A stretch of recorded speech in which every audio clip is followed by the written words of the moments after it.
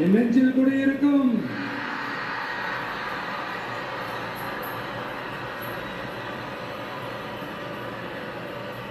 தமிழக மக்கள் உங்கள் அனைவருக்கும் என்னுடைய வணக்கமும் என்னுடைய நன்றிகளும்.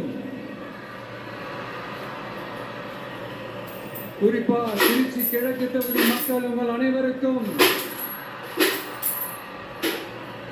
என்னுடைய ஸ்பெஷல் வணக்கமும் ஸ்பெஷல் நன்றிகளும். இதை நான் ஏன் இப்படி சொல்றேன்னா, என்னை இப்போ பெரம்பூர் தொகுதி எம்எல்ஏன்னு தான் சொல்லுவாங்க. பட் ஆனால் அது எலெக்ஷன் கமிஷனோட அந்த சட்ட விதிகளுக்கு மட்டும்தான் அப்படி. ஆனால் என்னை பொறுத்த வரைக்கும், தமிழ்நாட்டை பொறுத்த வரைக்கும், தமிழ்நாட்டுக்கு எப்படி திருச்சி ஒரு இதயம் மாதிரியோ அந்த மாதிரி என்னோட இதயத்துக்கு திருச்சி கிழக்கு தொகுதி மக்களும் ரொம்ப ரொம்ப ரொம்ப க்ளோஸ் தான்.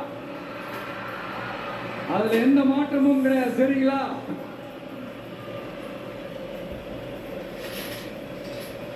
ஆட்சிக்கு சில வாரங்கள் கூட ஆகல. 6 மாசம் அமைதியா இருப்போம்னு சொன்னவங்களாம் 6 நாள் கூட அமைதியா இருக்க முடியல.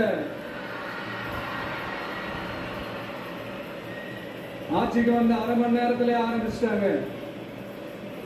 பாவம், ஒரு கல்யாண வீட்டுல தான் போய் புலம்பிட்டு இருக்காங்க. நான் சொன்னதெல்லாம் நடக்குதா? 1 by 1 எல்லா புலம்பல்ஸும். அது மாதிரி இத்தனை வருஷமா மாத்தி மாத்தி உங்களை ஏமாத்தி 2 பேரையும் வேண்டாம்னு சொல்லி ஒதுக்கிட்டு